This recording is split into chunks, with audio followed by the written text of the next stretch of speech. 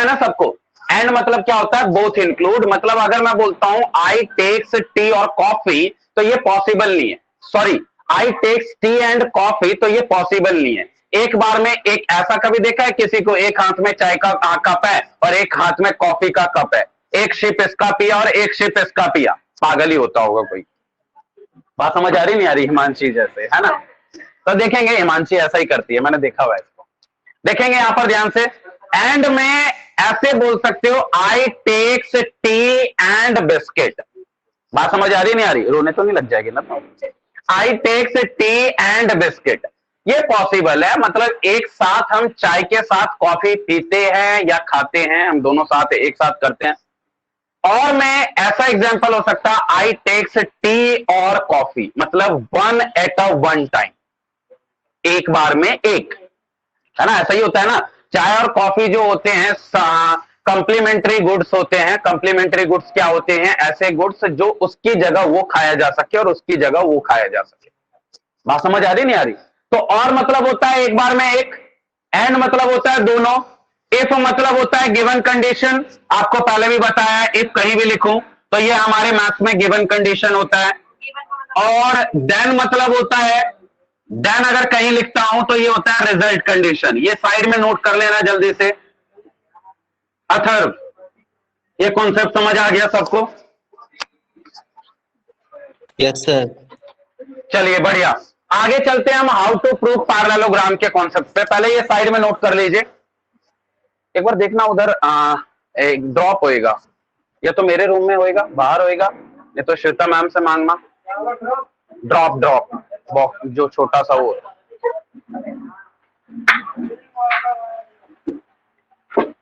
जल्दी करेंगे। ये नोट कर लो साइड में सब बच्चे। और इसके हाउ टू प्रूव पैरेललोग्राम के 4 थ्योरम्स होती हैं, 4 मेथड होते हैं पैरेललोग्राम प्रूव करने के। 10th चैप्टर का, जैसा कि मैंने आपको पहले भी बता चुका हूं, 10th चैप्टर का जो टेस्ट होएगा वो संडे को होगा, ठीक है? और ये बैच 1 का नहीं होगा, ओनली फॉर बैच 2 जिनका हो चुका है, 10 चैप्टर हो चुका है उनके लिए है ये। Sunday, coming Sunday.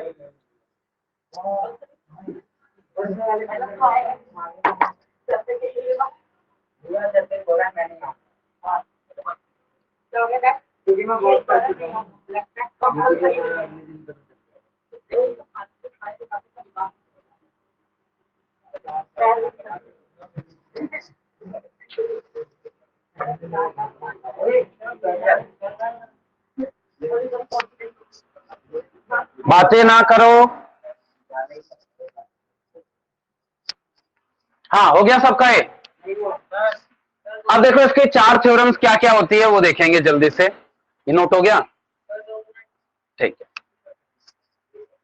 जो बच्चे मेरे से ज्योमेट्री पहली बार पढ़ रहे हैं वो भी देख लो कि ज्योमेट्री का कोई भी क्वेश्चन हो, याद रखना इसमें जो स्टेप्स होते हैं, सबसे पहला स्टेप होता है कि डायग्राम बनाना होता है क्वेश्चन का, ठीक है? दूसरा स्टेप होता है स्टेप 2, गिवन लिखना होता है कि क्या क्या क्वेश्चन में गिवन है। तीसरा स्टेप होता है टू प्रूव या टू फाइंड, या तो क्वेश्चन में कुछ फाइंड करने के लिए बोलेगा या तो क्वेश्चन में कुछ प्रूव करने के लिए बोलेगा। चौथा स्टेप होता है जो कि हैशटैग वाला स्टेप है, मतलब कंस्ट्रक्शन, ये कहीं कहीं पर होता है, ठीक है? और पांचवा स्टेप होता है, अगर आपने टू प्रूव लिखा है तो नीचे आएगा प्रूफ, और आपने टू फाइंड लिखा है तो नीचे आएगा सॉल्यूशन। याद रहेगा सबको? ये भी नोट कर लो जिसको याद नहीं है, और जिन्होंने पहले नहीं करा है वो नोट कर, कहीं भी नोट कर लो, जहां भी नोट करना है। और पीछे वाले कृपया करके बातें ना करें, फोन चला रहे हो बच्चा, ठीक है?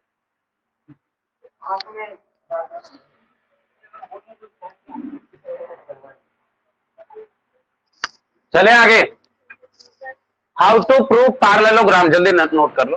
How to prove parallelogram. Parallelogram कैसे प्रूव करते हैं, इसके 4 मेथड होते हैं, 4 तरीके होते हैं, और यू कैन से 4 रूल। वो 4 रूल क्या है वो लिखवा रहा हूं, पहले नोट कर लीजिए। करा हुआ है नहीं ना? करा हुआ हाउ टू प्रूव पैरेललोग्राम? नहीं करा ना, ठीक है।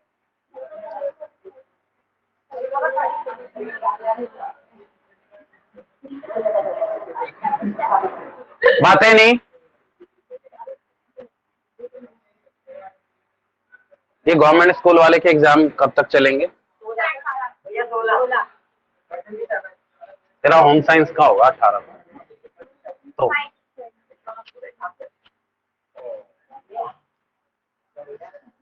आईपी या आईटी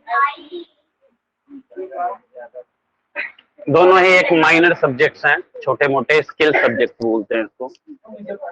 मिटा दो ये,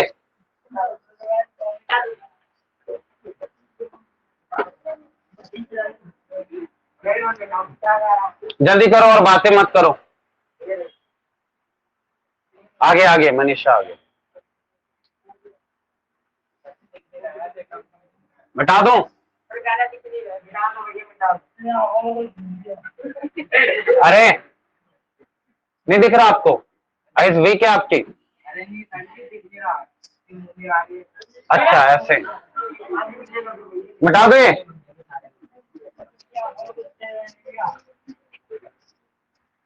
अमित, मैं आ गया ना वहां, सब कुछ गवा देगा तो अपनी आंख नाक मुंह सब। यहां देखेंगे ध्यान से इधर, how to prove parallelogram. Parallelogram कैसे प्रूव करते हैं, इसके 4 रूल होते हैं, 4 मेथड होते हैं। जो स्टेटमेंट्स लिखवाई जा रही है यहां पर वो सबको लर्न होना चाहिए और अच्छे से लर्न होना चाहिए, ठीक है। पहला होता है when opposite sides are equal and parallel। ध्यान देना इधर, ये थ्योरम नंबर 1।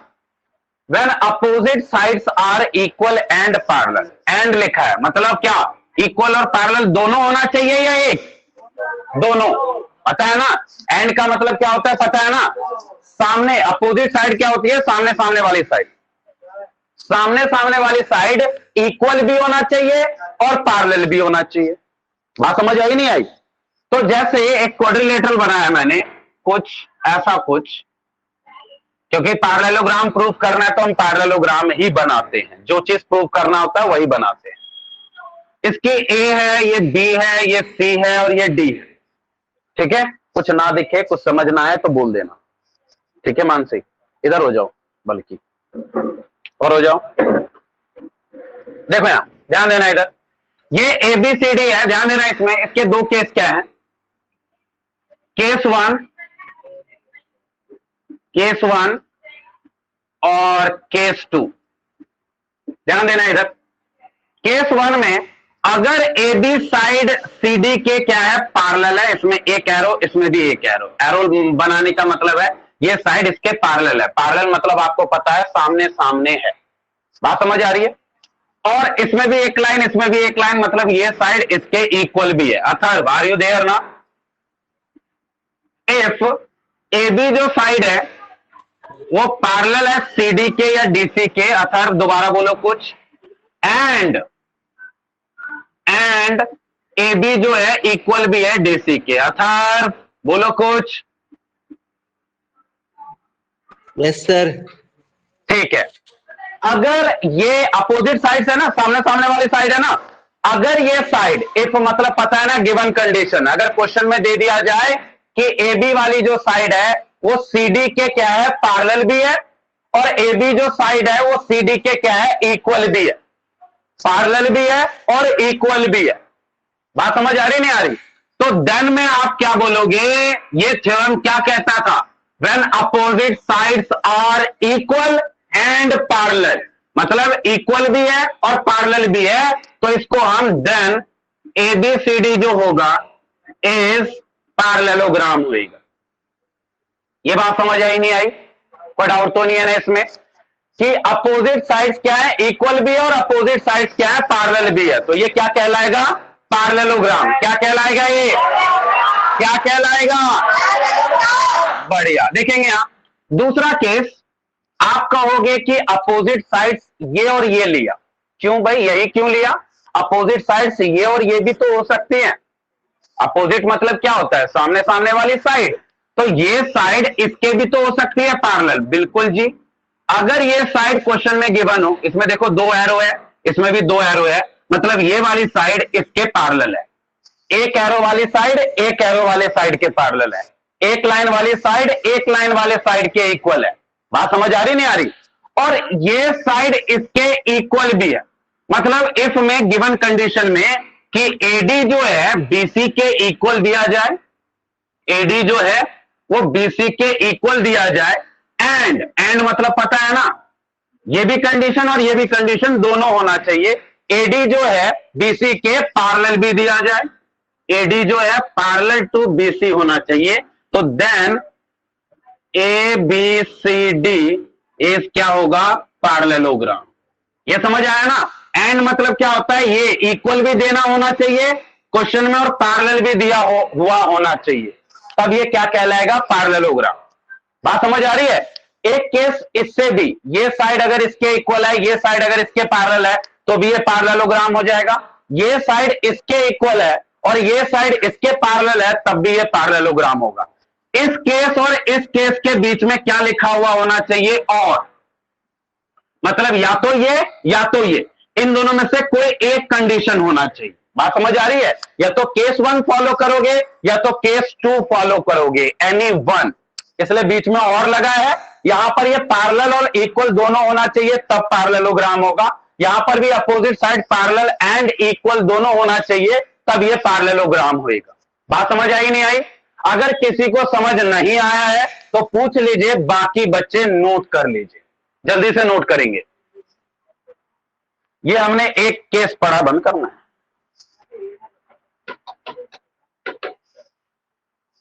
नोट कर लीजिए इसको। ये एक केस पढ़ा है, 4 केस होते हैं ऐसे ऐसे, ठीक है? नोट कर लीजिए।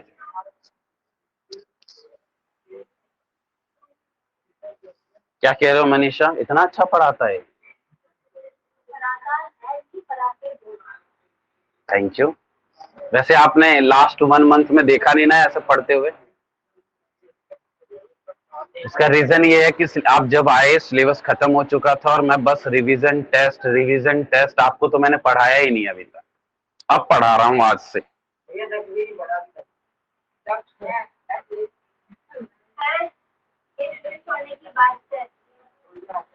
कोई नहीं, अब नहीं छोड़ेगी। क्यों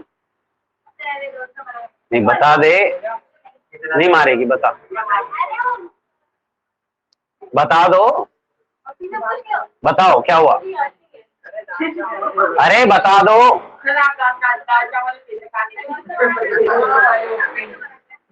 अरे मजाक नहीं, बताओ क्या हो गया?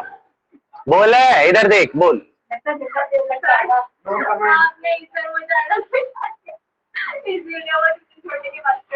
कोई नहीं, फिर तो अगली क्लास में और अलग बिठाऊं। नोट करो जल्दी।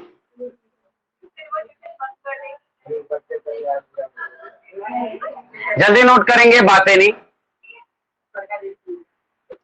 तो फिर एक्सपायरी वाला कॉम्प्लेन नहीं पीना चाहिए था ना, अगर उसके साथ बैठना है।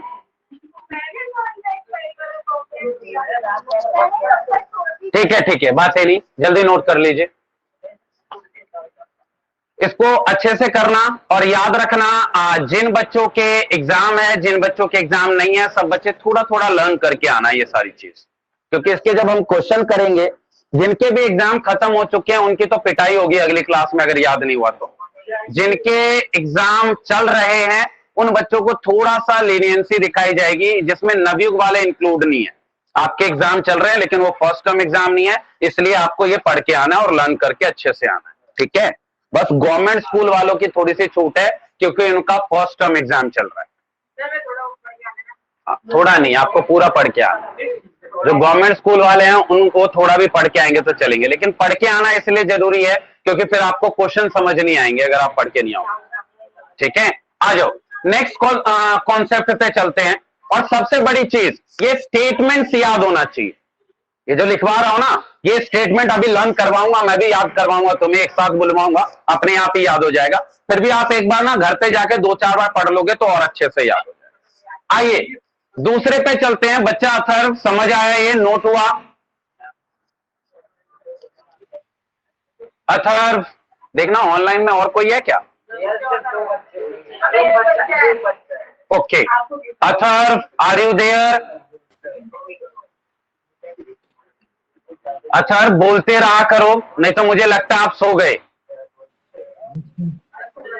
Yes. और नहीं तो मुझे ऐसा लगता है आप साथ में क्रिकेट भी खेल रहे हो महाराष्ट्र में बैठ के और साथ में पढ़ाई भी कर रहे हो। चलिए आगे चलते हैं, सेकंड पे बता दो, ये कर लो, जल्दी नोट कर लो। जो बच्चे बैच 2 के स्टूडेंट है उनको 8 चैप्टर के नोट्स मिल गए होंगे, मिल गए हैं ना? जो बच्चे बैच 1 के स्टूडेंट है, जिनको भी नोट्स नहीं मिले हैं, वो नोट्स अभी मिलेंगे आपको, ठीक है? अभी लेके जाना सब बच्चे। अब यहां से जितने भी चैप्टर्स आप पढ़ोगे, सुन लो सब बच्चे, एक फाइल बनानी है या फिर माई क्लियर बैग जो होता है ना, वो 10 रुपए का जो आता है, कुछ भी बना लेना। हर चैप्टर के आपको हैंड रिटन नोट्स मिलेंगे, उसके कॉन्सेप्ट आपको लिखे हुए मिलेंगे हर चैप्टर के। बात समझ आ रही है? संभाल के रखना है, 10वीं में भी काम आएगा वो, और 9th के पेपर में काम तो आएगा ही आएगा, ठीक है? आ जाओ। फर्रे नहीं बना पाओगे क्योंकि उसमें क्वेश्चन थोड़ी होता है, उसमें तो ये सारे कॉन्सेप्ट लिखे होते हैं, कॉन्सेप्ट समझाए होते हैं। मिटा दूं? आइए सेकंड है, देखना सेकंड कॉन्सेप्ट, बातें नहीं।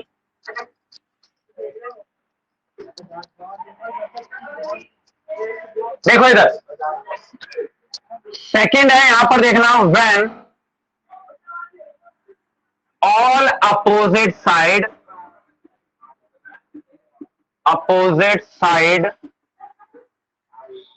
Are equal. थर्ड कॉन्सेप्ट है, इसको अंडरलाइन कर लेना, ऑल अपोजिट लिखा हुआ है। थर्ड कॉन्सेप्ट है व्हेन ऑल अपोजिट, हाँ जी, हाँ क्या चीज? सेकंड वाले में ये ऑल अपोजिट को अंडरलाइन कर लेना। When all opposite sides are parallel. बातें करोगे बाहर फेंक दूंगा, बता रहा हूं। यहां देखना, इसमें भी ऑल अपोजिट साइड्स है। उसमें क्या था फर्स्ट वाले में, कोई एक अपोजिट साइड्स जो है ना, इक्वल भी होना चाहिए और एंड पैरेलल भी होना चाहिए। यही था ना, इक्वल भी होना चाहिए एंड पैरेलल भी होना चाहिए, एंड ये लिखा था ना हमने। इसमें देखो, यहां पर इस वाले केस में सेकंड में ऑल अपोजिट साइड, इसमें ऑल है बट इसमें पैरेलल नहीं है, बस इक्वल होना चाहिए। इसमें क्या है, all opposite sides are parallel है तो इक्वल नहीं है। बात समझ आ रही नहीं आ रही? जैसे एक पैरेललोग्राम फिर से बनाते हैं, ये है ए बी सी डी। अगर इसमें इक्वल है, ये साइड इसके इक्वल है और एंड ये साइड इसके इक्वल है, तो ये पैरेललोग्राम हो जाएगा। देखना यहां पर, क्या इसमें ए बी, अगर ए बी साइड, ये वाली साइड इसके इक्वल अगर है, सी डी के इक्वल है, एंड और एडी वाली जो साइड है वो बीसी के अगर इक्वल है, एडी जो साइड है वो बीसी के अगर इक्वल है, तो देन एबीसीडी जो होगा इज पैरेललोग्राम। मतलब यहां पर दोनों अपोजिट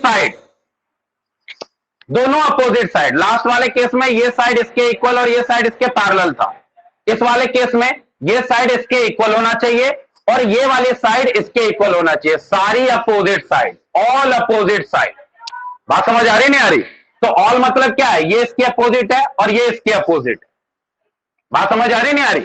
तो अगर ये साइड इसके इक्वल कर दिया और ये साइड अगर इसके इक्वल करने दिया गिवन हो क्वेश्चन में, तो आप ऐसे लिखोगे, इफ ए बी, ये वाली साइड इसके इक्वल है और ये वाली साइड इसके इक्वल है, इसलिए एबीसीडी जो है ये पैरेललोग्राम होगी।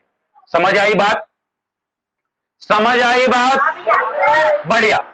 पहले केस में क्या था, फिर से बता रहा हूं कि बस एक साइड, ये साइड इसके इक्वल भी होना चाहिए एंड मतलब पता है ना, दोनों, ये साइड इसके पैरेलल भी होना चाहिए। इसमें पैरेललिटी की जरूरत ही नहीं है, पैरेलल की जरूरत ही नहीं है। जितनी भी साइड्स है, सारी साइड्स क्या होनी चाहिए, इक्वल होनी चाहिए। सारी अपोजिट साइड इक्वल होनी चाहिए। सारी अपोजिट साइड कौन सी, ये इसके इक्वल होना चाहिए, ये साइड इसके इक्वल होना चाहिए, तो भी ये पैरेललोग्राम हो सकता है। आई बात समझ? लास्ट वाले ये थर्ड वाले केस में सारी अपोजिट साइड इक्वल होना जरूरी नहीं है, बस पैरेलल हो जाए।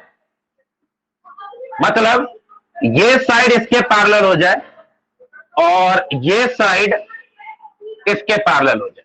बात समझ आ रही है? इसमें इक्वल इक्वल की जरूरत नहीं है, जैसे इसमें पैरेलल की जरूरत नहीं थी ना, इसमें इक्वल की जरूरत नहीं है। यानी इफ ए बी जो साइड है वो डीसी के क्या हो, A B parallel to DC हो, एंड ये जो एडी साइड है ये किसके पैरेलल हो, बीसी के। एडी जो साइड है ये पैरेलल किसके हो, बीसी के। तो भी क्या होगा, देयरफॉर या देन एबीसीडी जो होगा इज पैरेललोग्राम। बात समझ आई नहीं आई? समझ आया ये? पहले केस में एक साइड, सुनो सुनो सुनो सब बच्चे यहां पर ध्यान देंगे, एकदम अपने कॉन्सेंट्रेशन को यहां पर रखना एग्जैक्टली, ठीक है? पहले केस में बस एक साइड एक opposite side, one pair of opposite side, ये साइड इसके इक्वल भी होना चाहिए, ये साइड अगर इसके पैरेलल भी हुआ, इक्वल एंड पैरेलल हुआ तो वो पैरेललोग्राम हो। दूसरे केस में all opposite sides only equal, parallel नहीं, ये साइड इसके इक्वल होना चाहिए, ये साइड इसके इक्वल होना चाहिए। ऑल वर्ड का यूज किया है तो इसमें जितने भी पैरेलल सामने वाली साइड होगी, ऑल अपोजिट साइड्स बोला है तो जितने भी अपोजिट साइड्स होंगी, अपोजिट मतलब पता है ना सामने वाली साइड, जितने भी सामने वाली साइड्स होंगी वो सारे इक्वल होना चाहिए। ये इसके इक्वल होना चाहिए और ये इसके इक्वल, और नहीं ये इसके इक्वल होना चाहिए एंड ये इसके इक्वल होना चाहिए।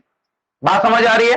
तीसरे वाले केस में all opposite sides are parallel, इसमें इक्वल का जरूरत नहीं होता। नौशाद बच्चे यहां ध्यान दो, ठीक है? अगर पढ़ना है तो all opposite sides are equal अगर कह रहा है, इसका मतलब ये साइड इसके पैरेलल होना चाहिए, एरो का मतलब पैरेलल होता है, और ऐसे लाइन खींचने का मतलब इक्वल होता है, पता है ना सब बच्चे को? और ये इसमें भी दो एरो है और इसमें भी दो एरो है, इसका मतलब ये है कि ये वाली साइड इसके पैरेलल होना चाहिए एंड ये वाली साइड इसके पैरेलल होना चाहिए। बात समझ आ रही है? तब भी ये क्या होगा, पैरेललोग्राम होगा। समझ आई सबको? ये छाप दीजिए। Atharva are you there? किसी को कोई डाउट है तो पूछ लो। Yes sir. कोई डाउट तो नहीं है ना अथर्व? No sir. बढ़िया, जल्दी से नोट करेंगे।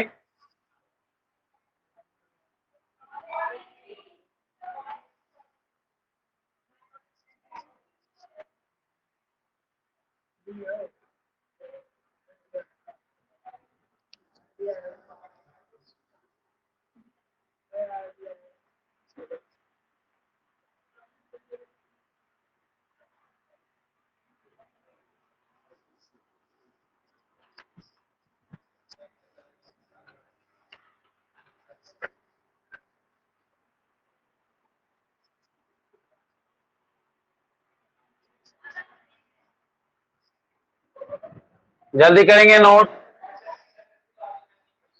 अथर्व नोट हो जाए तो बता देना। और आपका ओके चैप्टर सर। 10 का, आपका चैप्टर 10 का होमवर्क नहीं आया है अभी तक, उसका send होमवर्क करना है? करके, हाँ जी सेंड करना है, फोटो क्लिक करके, या तो आप उसमें सेंड कर देना टीचमेंट ऐप पे, या फिर ऐसे आप व्हाट्सएप कर देना, जैसे आपको कंफर्टेबल लगे। Okay sir. क्लास वर्क की कॉपी अलग, होमवर्क की कॉपी अलग। क्लास वर्क के सारे पेज पे CW लिखा होना चाहिए और होमवर्क के सारे पेज पे HW लिखा होना चाहिए।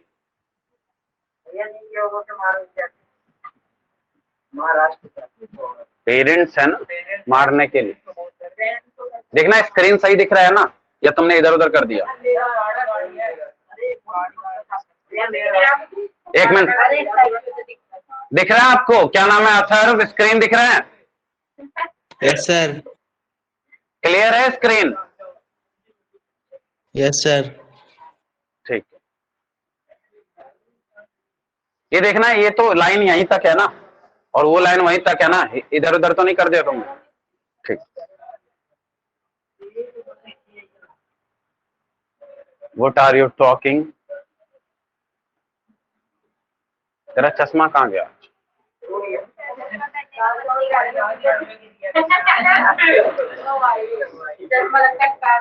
चुप हो जा, चुप हो जाओ, ज्यादा नहीं बोलना चाहिए। नोट करेंगे जल्दी से।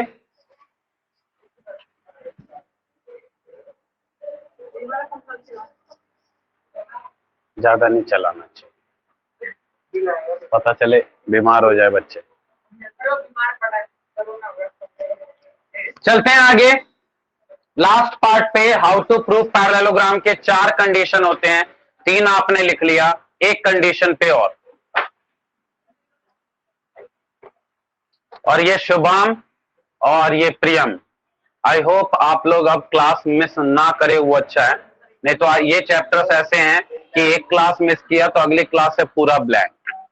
ठीक है कुणाल, तुझे भी कह रहा हूं, अगर आप लोगों को अच्छे से पढ़ना है तो बच्चे क्लास डेली आओ कम से कम। नोट करो जल्दी से, मिटा दे, जल्दी करो।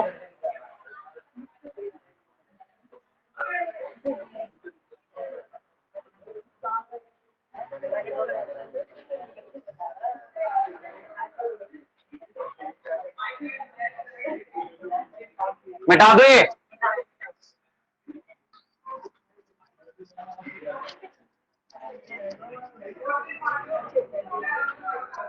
अगला केस है, यहां पर देखेंगे, बातें मत करो, चुप हो जाओ सब बच्चे। लास्ट केस है हाउ टू प्रूव पैरेललोग्राम का। देखना यहां, लास्ट केस है 4th, when diagonal bisect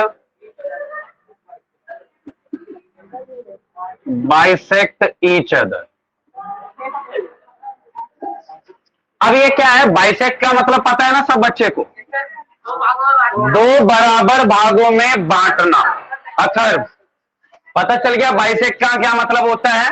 divides into 2 equal parts, 2 बराबर भागों में बांटना। समझ आया ये अथर्व? Yes sir.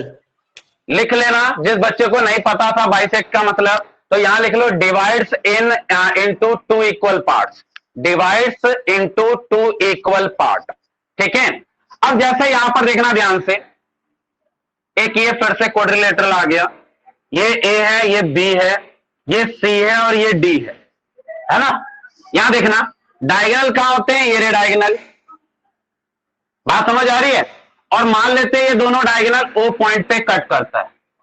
अगर ये दोनों डायगोनल, रानी देखो, ये दोनों डायगोनल जो है अगर 2 इक्वल पार्ट में डिवाइड करते हैं, मतलब ए ओ जो है ओ सी के बराबर होना चाहिए ना, जितना ये दोनों आपस में बांटते हैं, और डी ओ जो है वो ओ डी के बराबर होना चाहिए। हाँ ना? यानी डायगोनल बाइसेक्ट मतलब क्या है, यहां पर अगर दोनों डायगोनल मिलते हैं, कट करते हैं, तो जितना इधर होगा उतना ही इधर होगा, 2 बराबर भागों में बटेगा। जितना ये होगा उतना ही ये होना चाहिए, इसका मतलब होता है 2 बराबर भागों में बांटना। बात समझ आई नहीं आई? समझ आया मनीषा, अनीशा, समझ आया? देखेंगे यहां पर इफ क्वेश्चन में कैसे होगा। अगर ऐसा दे कि ए ओ जो है ओ सी के बराबर है, ए ओ जो है ओ सी के बराबर है, एंड मतलब पता है ना, ये भी होना चाहिए और दूसरा कंडीशन भी होना चाहिए, दोनों होना चाहिए। बात समझ आ रही नहीं आ रही? यही आ रही है ना। देखो यहां ए ओ किसके बराबर, ओ सी के बराबर है, और बी ओ जो है ओ डी के बराबर है, बी ओ जो है ओ डी के बराबर है। तो देन में क्या होगा, एबीसीडी इज अ पैरेललोग्राम। समझ आया ये? कोई डाउट तो नहीं है ना? नोट कर लीजिए। मतलब इनके जो अगर कोई क्वाड्रिलेटरल के डायगोनल ऐसे बनाते हैं और ये इसके बराबर है, ये वाला पार्ट इसके बराबर है, तो समझ जाना ये एक पैरेललोग्राम। क्या है ये? पैरेललोग्राम। क्या है ये? पैरेललोग्राम। नोट कर लो। ये 4 केस होते हैं। हाँ बोलो बच्चा। अथर्व सर, पैरेललोग्राम प्रूफ करने के लिए इन चारों केसों में से एक केस यूज करना है क्या? यस, कभी भी पैरेललोग्राम प्रूव करने के लिए बोलेगा तो अभी जो आपको 4 केस बताए गए हैं, ये 4 रूल बताए गए हैं, इनमें से कोई एक रूल जो है वो यूज होगा। अब कौन से क्वेश्चन में कौन सा रूल यूज होगा, ये आपको क्वेश्चन से पता चलेगा। अगर डायगोनल बाइसेक्ट ईच अदर दिया हुआ है क्वेश्चन में, तो ये वाला लगेगा। और when all opposite side are parallel बोले, तो वो तीसरा वाला। When all opposite sides are equal बोले, तो दूसरा वाला। When opposite sides are parallel and equal बोले, तो वो पहला वाला। कौन से क्वेश्चन में कौन सा वाला यूज होगा, ये क्वेश्चन को देख के पता चलेगा। बात समझ आ रही नहीं आ रही? कोई डाउट तो नहीं है ना? अच्छा, एक चीज और मैंने बताया आपको कि आप अपने क्लासरूम में ऐप में जाके, क्लासरूम में जाके वहां पर क्वाड्रिलेटरल का 8th क्लास का एक मैं अपलोड करूंगा। ठीक है, हेलो, मास्क लगा लो। ठीक है, मैं क्वाड्रिलेटरल के सारे कॉन्सेप्ट अपलोड करूंगा 8th क्लास वाला। ठीक है, क्योंकि मुझे पता है आपने 8th क्लास अच्छे से नहीं पढ़ी, और जिन्होंने पढ़ी भी अच्छे से उनको भी याद नहीं है। तो 8th क्लास के क्वाड्रिलेटरल की जो प्रॉपर्टीज होती है, रेक्टेंगल में कौन कौन सा 90 होता है, कौन कौन सी साइड बराबर होती है, एडजेसेंट साइड्स क्या होती है, अपोजिट साइड्स क्या होती है, स्क्वायर में अपोजिट साइड्स क्या होते हैं, और क्या उसमें कौन कौन 90 होता है, ये सारे प्रॉपर्टीज का एक असाइनमेंट अपलोड की जाएगी। अगली क्लास में आने से पहले वो असाइनमेंट आपको क्या करना है, पढ़ के आना है, लर्न करके आना है, और अपने नोटबुक में क्या करना है, नोट करके आना है। बात समझ आ रही नहीं आ रही? और एक ये उसमें लिखा होगा क्लास 8, ठीक है, ऐसे लिखा होगा क्लास 8 क्वाड्रिलेटरल चैप्टर, तो उसमें वो वाला नोट करना। और एक तो ये जो जितना कॉन्सेप्ट आज करवाऊंगा, ये सारे कॉन्सेप्ट तो पढ़ के आने ही आने हैं। ठीक है जी। और सैटरडे को क्लास कितने बजे होगी आप लोगों की? नहीं, 4 बजे। इस वाले चैप्टर की 4 बजे ही होगी। वो जो बच्चे बैच 2 वाले हैं, जिस बैच 2 में सेकंड चैप्टर चल रहा है, उसकी क्लास 3 बजे हुई। बात समझ आ रही है? यानी 3 से 4, 4 से 5 होगी बैच 2 वाले बच्चों की। ठीक है, बैच 1 वाले जो बच्चे हैं, जो गवर्नमेंट स्कूल वाले हैं, जो सेकंड टर्म पढ़ रहे हैं, अब पढ़ रहे हैं, जिनका फर्स्ट टर्म चल रहा था, उनकी क्लास जो है किस पे? 4 बजे। उनका तो 4 बजे ही टाइम है मेन फिक्स। आइए नोट कर लीजिए इसको। कर लिया सब बच्चों ने? अब ध्यान से सुनना, ये तो हमने ये सीखा है कि पैरेललोग्राम कैसे प्रूव करते हैं। अब हम सीखते हैं how to prove rectangle, how to prove square, and how to prove rhombus. Rhombus, square और रेक्टेंगल कैसे प्रूव करते हैं, उसके तरीके। मिटा दू ये, देखना यहां।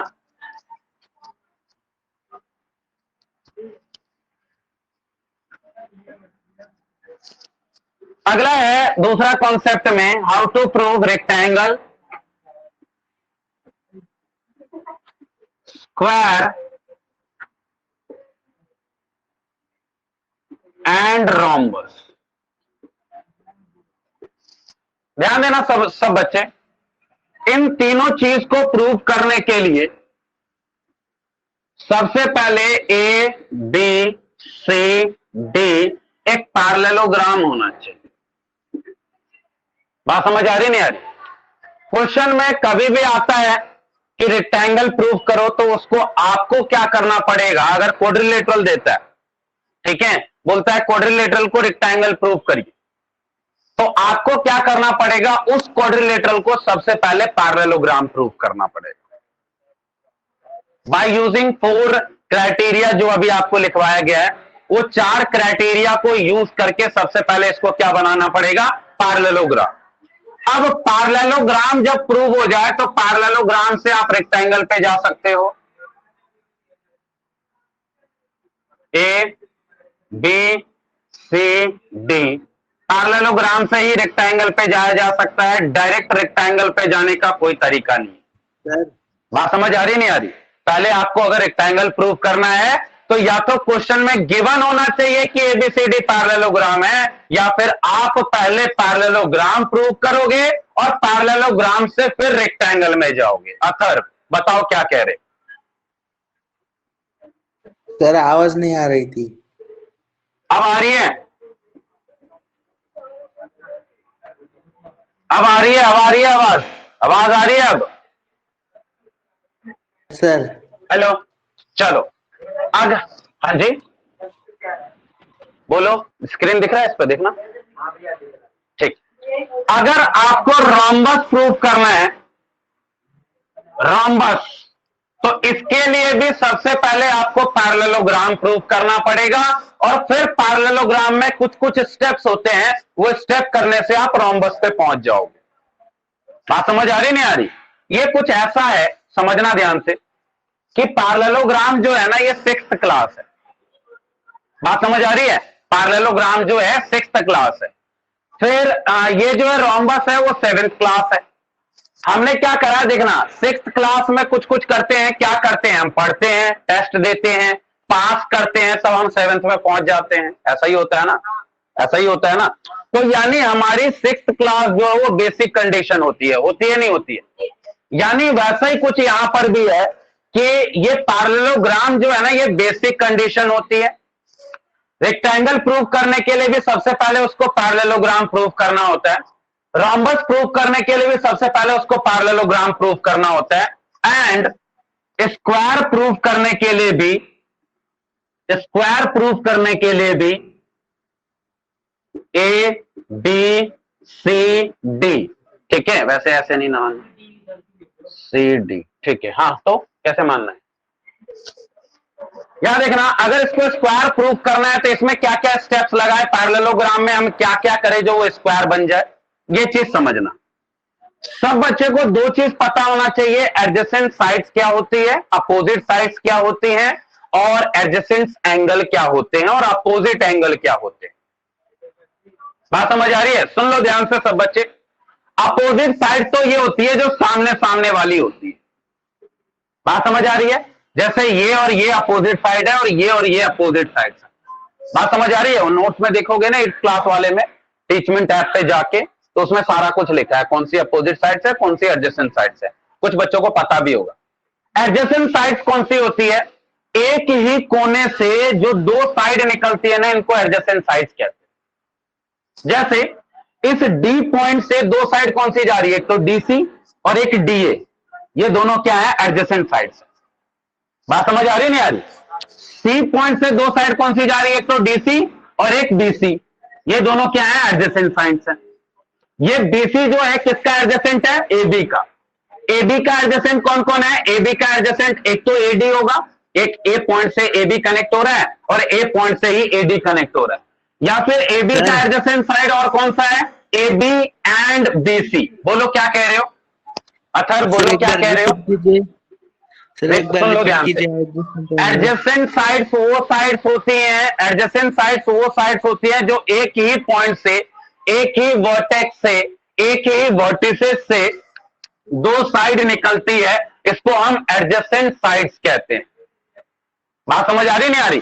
जैसे यहां पर डी से दो साइड निकल रही है, एक तो डीसी और एक एडी, ये दोनों क्या है, आपस में एडजेसेंट है। बात समझ आ रही नहीं आ रही? और जैसे सी से दो साइड कौन सी जा रही है, एक तो बीसी एडजेसेंट है किसका, डीसी का। समझ आया एडजेसेंट साइड कौन सी? आया समझ आ सर? Yes sir. ठीक है, देखना यहां पर, अगर इसमें कोई डाउट है तो लो ये भी लिख देता हूं। अपोजिट साइड्स कौन सी है, देखना है अपोजिट साइड्स। ए बी जो है वो किसके अपोजिट है, डीसी के या सीडी के, और एडी जो है वो किसके अपोजिट है, बीसी के। ये होते हैं अपोजिट साइड्स। एडजेसेंट साइड्स कौन से होते हैं, जैसे एडी एडजेसेंट है, एडी एंड डीसी हो गया, और कौन सा हो गया, एडी एंड एबी हो गया, एडी एंड एबी हो गया, और कौन सा हो गया बताओ, सीडी एंड बीसी हो गया। कहां लिखूं, यहां लिख दूं, सीडी एंड बीसी हो गया, और कौन सा है, बीसी एंड एबी हो गया, बीसी एंड एबी हो गया। इनको एडजेसेंट साइड्स बोलते हैं। पहले ये साइड में नोट कर लो, ये वाला पार्ट नोट करो सब बच्चे, ये मिटाऊंगा फिर उसको करवाऊंगा। नोट करिए जल्दी से इसको नोट करिए सर। अपोजिट साइड कौन कौन सी होती है और एडजेसेंट साइड कौन कौन सी होती है, कौन किसके एडजेसेंट बोलते हैं, जल्दी नोट करो, इसको साइड में नोट करना।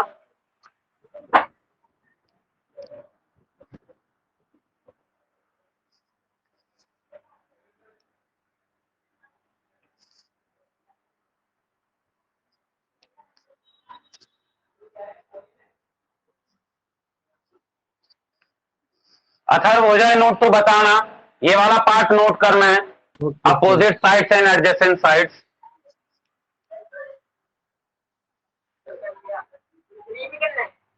हाँ हाँ, ये भी करना है, ये भी एडजेसेंट साइड्स के पार्ट है। ये सारे कॉन्सेप्ट आपसे अगली क्लास में पूछे जाएंगे और देन हम बुक के क्वेश्चंस करेंगे।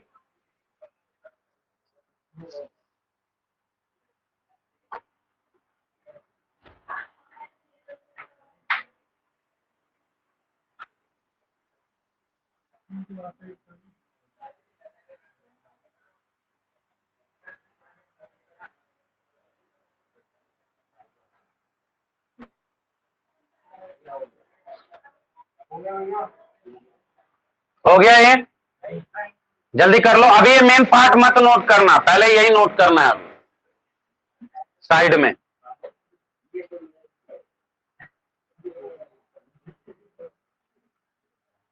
हो गया सबका ये?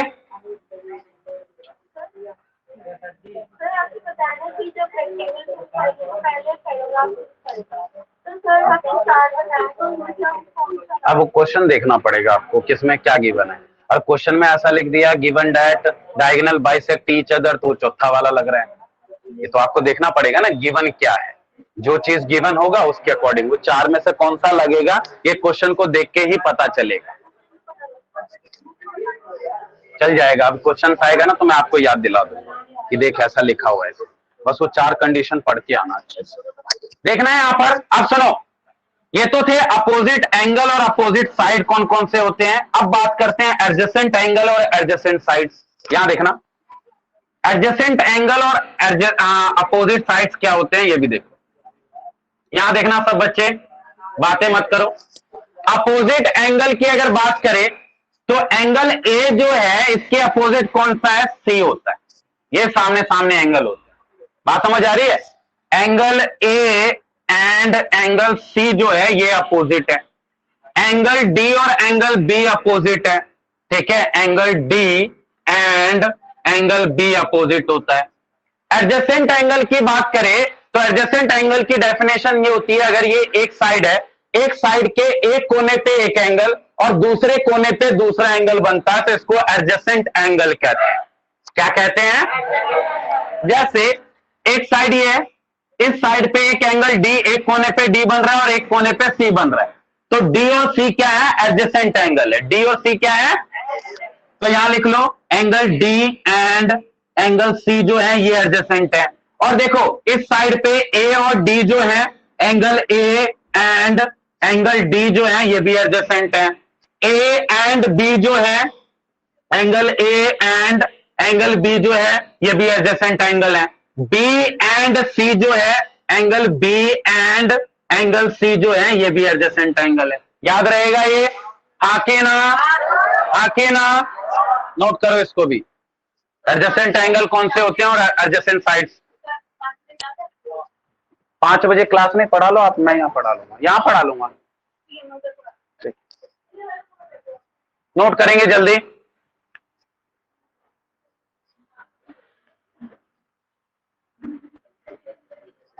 पहले कॉन्सेप्ट नोट करेंगे, पहले ओनली कॉन्सेप्ट, उसके बाद ये मेन पे आएंगे। अथर्व नोट हो जाए तो बताना, ये अपोजिट एंगल कौन कौन से होते हैं और एडजेसेंट एंगल क्या क्या होते हैं ये बता रहा हूं मैं। जल्दी करेंगे नोट। जो बच्चे 8 चैप्टर कर रहे हैं और साथ में सेकंड चैप्टर भी कर रहे हैं, उनको मैंने बोला था कि इसके लिए अलग से नोटबुक बनानी है। बनाया आप लोगों ने? बनाया है ना? नहीं बनाया? मिक्सअप कर दोगे सब कुछ, लास्ट में लिख रहे हो, ऐसे होता नहीं है, फिर वो मिक्सअप ही हो गया एक तरह से, वो गायब हो जाएगा। इसके लिए घर पे जाके दूसरी 10 रुपए वाली नोटबुक लेके अलग से बना लेना। बातें नहीं, कृपया करके बातें ना करें। अगर तुम मंद बुद्धि का शिकार है तो ऐसे ही बता दे, मैं तुझे बोलूंगा ही नहीं। जानता है ना मंद बुद्धि क्या होता है? मल्टी न्यूट्रिशन बोलते हैं इंग्लिश में, कुपोषण हिंदी में, है ना? वो तो नहीं है ना? बस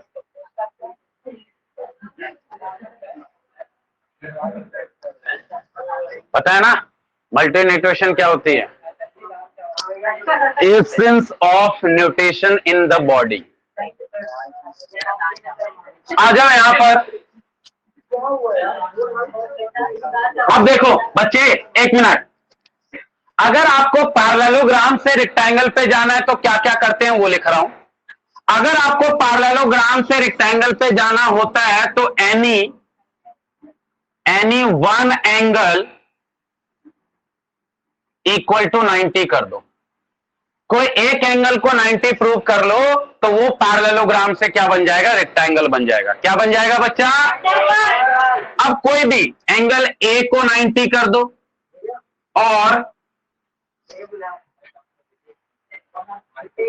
क्या हुआ? अरे एक मिनट, क्या हुआ? क्लास है, 2 मिनट रुक जाइए। आपको ये चैप्टर करना था ना, मैंने लास्ट क्लास में बोला था ना ये चैप्टर होगा 4 बजे, आप आए क्यों नहीं? इवन मैंने मैसेज भी किया हुआ है ग्रुप में, वो भी नहीं देखा आपने। और लास्ट क्लास में बार बार मैंने समझाया था, लिख लो लिख लो, याद ही नहीं रहता। बैठ जाओ आप चेयर लेके, ये रही चेयर कोने में। देखो यहां पर सुनो ध्यान से, एंगल ए को 90 कर दो, या फिर और मतलब पता है ना, या तो ऊपर वाला या तो ये। एंगल बी को 90 कर दो, या फिर एंगल सी को 90 कर दो, या फिर एंगल डी को 90 कर दो। कोई एक करना है बच्चा इन सब में से, इन सब में से कोई एक। तो लिखा हुआ है ना ऊपर, एनी वन एंगल 90 करना है। बात समझ आई नहीं आई? पहले वो पैरेललोग्राम प्रूव करोगे, ठीक है। पैरेललोग्राम जब प्रूव हो जाए, मनीषा याद देखो, अगर पैरेललोग्राम प्रूव हो जाए तो कोई एक एंगल को 90 प्रूव करोगे तो वो पैरेललोग्राम से क्या बन जाएगा बच्चा? क्या बन जाएगा? क्या बन जाएगा? बढ़िया, याद रहेगा आप। अब सुनो, अगर आपको पैरेललोग्राम से रोम्बस पे जाना है, सुना ध्यान से सब बच्चे अगेन, पैरेललोग्राम से आपको कहां जाना है? रोम्बस पे जाना है, ठीक है। तो any one pair of adjacent sides equal कर दो। क्या परेशानी है आपको? तो बीच बीच में मैं अगर इग्नोर कर रहा हूं तो समझ नहीं आती एक बार में कि हाँ मास्टर जी ने सुन लिया है लेकिन इग्नोर कर रहे हैं। या बाहर जाना है तुझे, नहीं पढ़ना है तो बाहर हो जाओ। वो तो अगली क्लास में बताऊंगा, किसी को याद ना हो बस फिर देखना। और तू अगर ऑनलाइन आया तो रिमूव कर दूंगा, तेरे को बता रहा हूं। हाँ तेरे को ही कह रहा हूं। एनी वन पेयर ऑफ, अगर आप लोग कोई ये सोचता है कि ये टीचर तो बेवकूफ होता है, तो आपको एक चीज बता दूं, मैं तुम्हारे जमाने का टीचर हूं। वो ओल्ड टाइप टीचर नहीं हो जो स्कूल में होते हैं, जस्ट 2 4 5 साल हुए हैं पढ़ के। जो भी तुम ये सोचोगे ना, ये कहानी ये सोच के आया हूं मैं जस्ट यहाँ पर। बात समझ आ रही है? और तू तो फिर भी अच्छे स्कूल में पढ़ रहा है, मैं तेरे से अच्छे स्कूल में पढ़ चुका हूं। बात समझ आ रही है? तुम तो बहुत सारे बच्चे यहाँ पर ऐसे बैठे हैं जो प्राइवेट और पब्लिक स्कूल में पढ़ते हैं, है ना। मैं जिस स्कूल से पढ़ के आ रहा हूं वहां पर यही होता था, जंपिंग, इधर से जंप कर दिया, क्लास बंक कर दिया, ये बहाने मार दिया, वो बहाने मार दिया, और उन सब के सारे कॉन्सेप्ट को बीच से पास होके निकल के आया हूं मैं। तो ये कॉन्सेप्ट मेरे पे अप्लाई करने की कोशिश ना करें, नहीं तो पिटाई अलग होगी। सुन रहे हैं ना? और तो भी सुन रहे हैं ना? और अमिताभ भी। ये जो बीच में आपके कंट्रोल नहीं होते ना, आपके इमोशंस, आप जो वर्डिंग यूज करते हो वो सारा समझ आता है मुझे। बात समझ आई नहीं आई? यहां देखेंगे ध्यान से इधर, any one pair of adjacent sides equal, कोई भी एक पेयर ऑफ एडजेसेंट साइड्स को इक्वल कर दीजिए, कोई भी एक। आप डीसी को किसके इक्वल कर दो? एडी के। और एडी को एबी के इक्वल कर दो, तब भी हो जाएगा एबी इक्वल टू एडी। और एबी इक्वल टू बीसी कर दो, तब भी हो जाएगा। कोई भी एडजेसेंट साइड बीसी कर दो, तब भी हो जाएगा। और बीसी को सीडी के इक्वल कर दो, बीसी को सीडी के इक्वल कर दो, तब भी हो जाएगा। कोई भी इन सब में से कोई एक करना है, पता है ना। एनी वन पेयर ऑफ, बात समझ आ रही नहीं आ रही? Any one pair of adjacent sides equal करना है। कोई भी एक पेयर ऑफ एडजेसेंट साइड्स को अगर इक्वल कर देते हो तो वो पैरेललोग्राम से क्या बन जाएगा? रोम्बस। क्या बन जाएगा? बढ़िया। अब स्क्वायर प्रूव करने के लिए क्या होता है? दोनों चीज करना, पहले ये नोट कर लो और इसके लिए थोड़ा नीचे एरो बना लेना, फिर ये मिटा के इसका कंडीशन यहां लिखता हूं मैं। नोट करिए इसको, आप भी ऐसे ही नोट करना। चाहो तो पेज को हॉरिजॉन्टल बना लो, वर्टिकल बना लो, जैसे मर्जी बना लो जल्दी से, थोड़ा जल्दी करेंगे क्योंकि 5:10 हो चुका है और दूसरे बैच की क्लास स्टार्ट करनी है। हाँ, जैसे मर्जी बना लो, वैसे मुझे दिख नहीं रहा, इतनी दूर का दिखता नहीं। ठीक है, सुनंदा आवाज आ रही है? सुनंदा सर क्लास में नहीं है वो। अच्छा ओके, कोई नहीं, नोट कर लीजिए जल्दी से। इसके बाद चैप्टर 2 की भी क्लास स्टार्ट करनी है, जल्दी नोट करो। आपकी नहीं है बच्चा, अब बैच 1 वालों की छुट्टी हो जाएगी।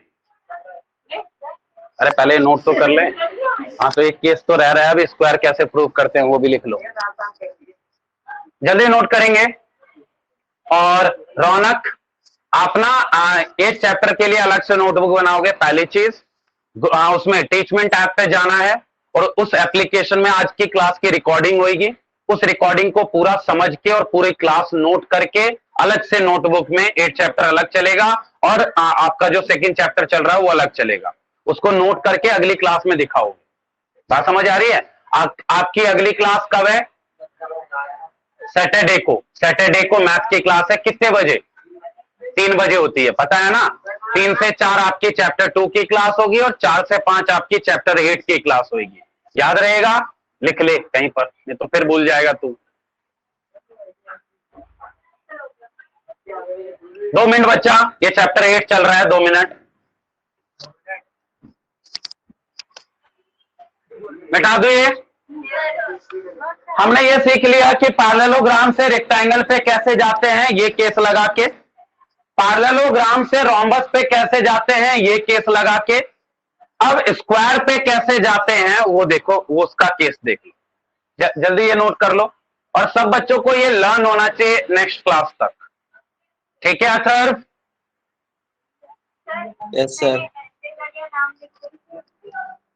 भूल जाओगे, इतना नहीं समझ आएगा आपको घर पे, इसलिए ऐसे नोट कर लो, सही है। और आप ऐसे एरो बना लो, यहाँ पर एरो मतलब ये जो केस है ये रेक्टेंगल का है।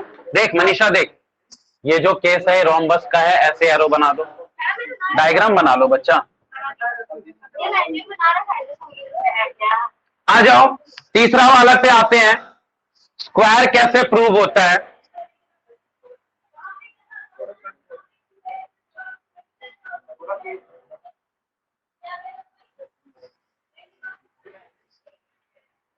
ये पूरे चैप्टर का कॉन्सेप्ट खत्म हो रहा है, ठीक है? कॉन्सेप्ट में बस एक थ्योरम रह गई है, मिड पॉइंट थ्योरम, वो आपको करवा दिया जाएगा, ठीक है? और याद रखना सेकंड टर्म में मिड पॉइंट थ्योरम या 10.8 थ्योरम, ठीक है? इन दोनों में से एक जरूर आएगी, लिखवा के ले लो, ठीक है? तो अगली क्लास से हम बुक के क्वेश्चन करेंगे, उससे पहले आप लोग क्या करना, कॉन्सेप्ट पढ़ के आना, ठीक है? मिटा रहा हूं, मिटा दो ना ये। देखो यहां, एक मिनट सब बच्चे सुनना, सुनना इधर देखो। पैरेललोग्राम से रेक्टेंगल पे जाने के लिए एनी वन एंगल को 90 करना होता है। पैरेललोग्राम से रोम्बस पे जाने के लिए any one pair of adjacent sides को इक्वल करना होता है। और पैरेललोग्राम से स्क्वायर पे जाने के लिए 2 चीजें करनी होती है। 2 चीजें में तो एक तो ये है कि एनी वन एंगल को 90 करना होता है और दूसरी चीज जो है ये है any one pair of adjacent sides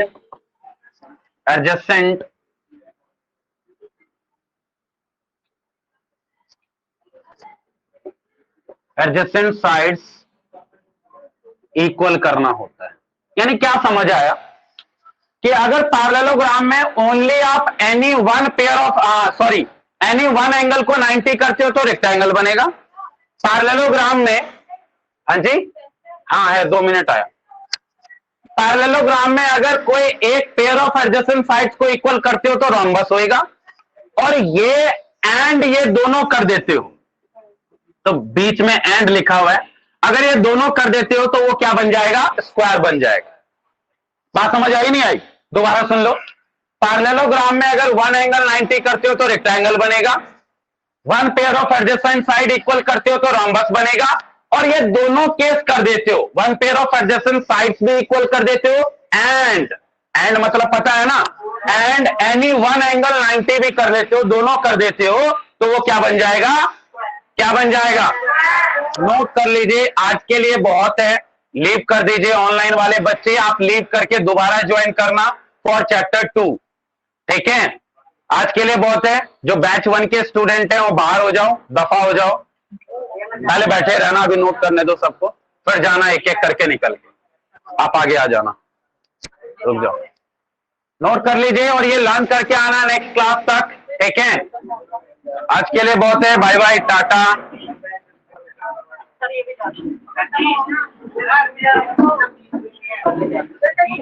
बाहर मिलो, आता हूं।